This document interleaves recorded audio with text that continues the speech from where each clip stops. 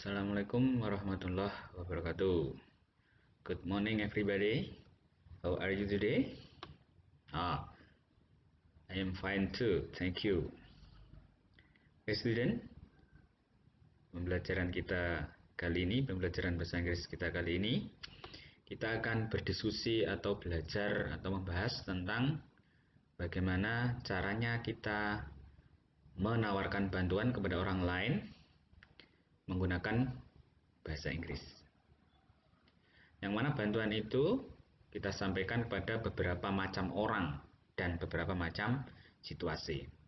Nanti Anda akan nyimak bagaimana caranya menyampaikan atau menawarkan bantuan atau menawarkan jasa kepada orang lain dalam berbagai situasi, dilengkapi dengan contoh-contohnya. Oke.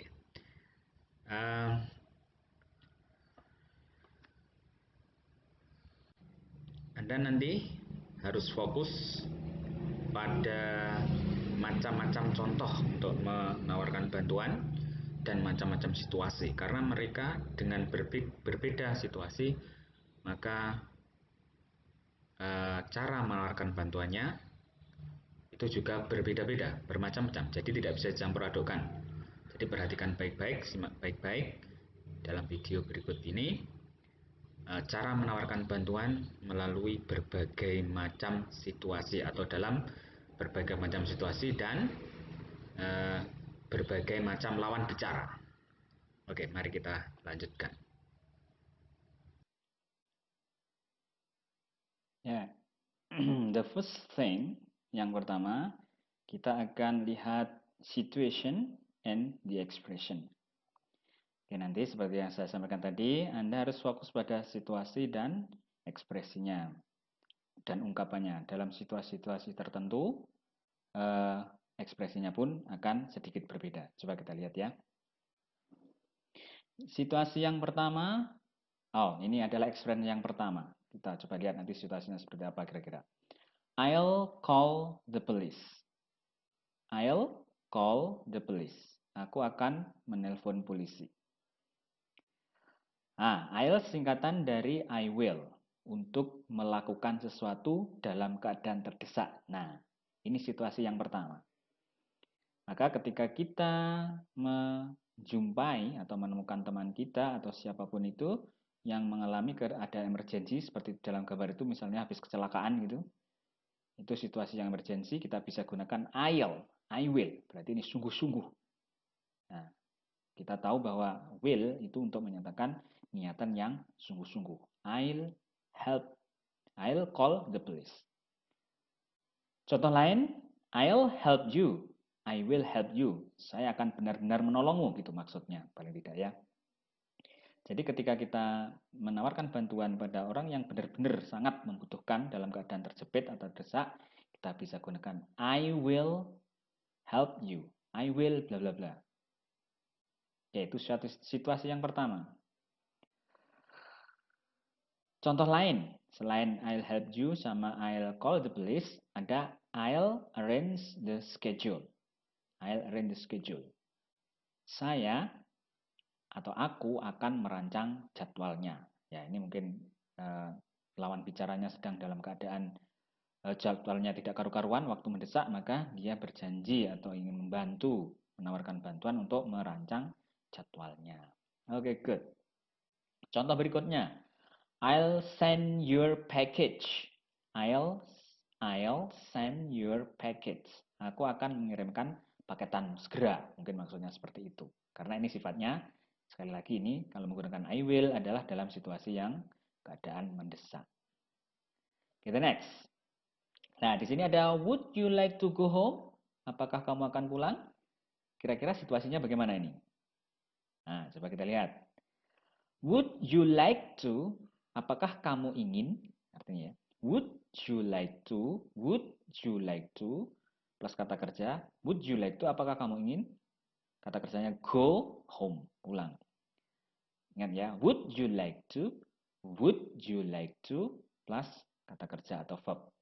Untuk memberikan tawaran kepada orang lain terkait hal yang mereka butuhkan. Tapi tidak begitu mendesak. Ya. Nah, ini untuk situasi tidak begitu mendesak. Jadi situasinya biasa saja. Contoh, would you like to go home? Contoh yang lain.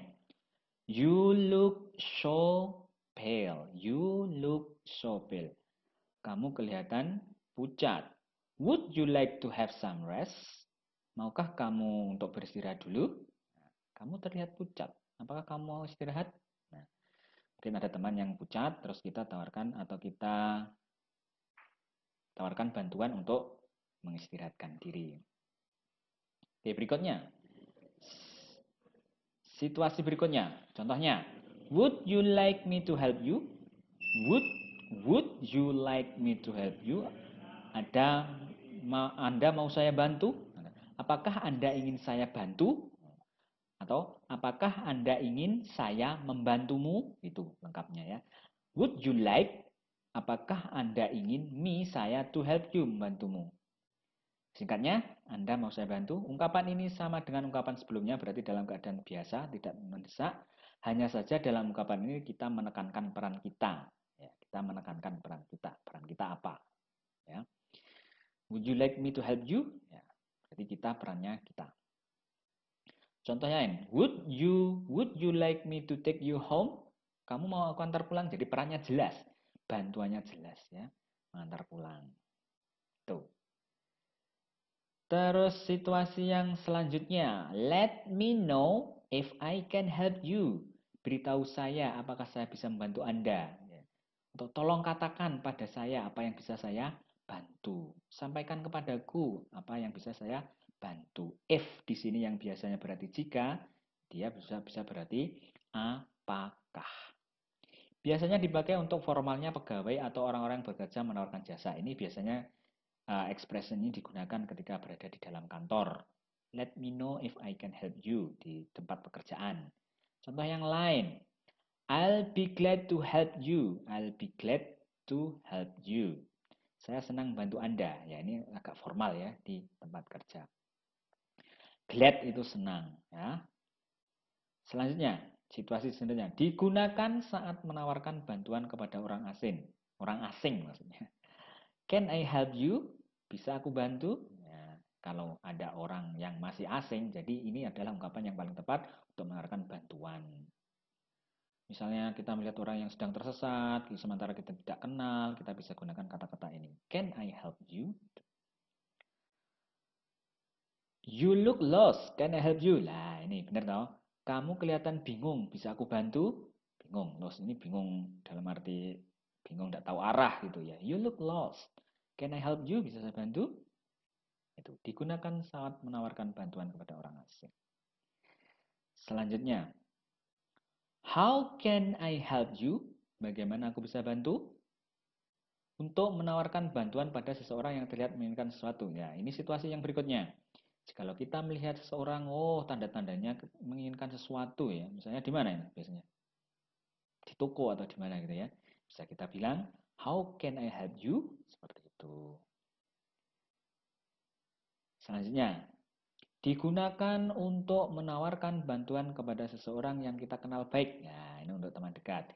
Is there any way I can help you? Nah, ini lebih personal, lebih sifatnya pribadi dan dekat ya. Apakah ada hal yang bisa aku bantu?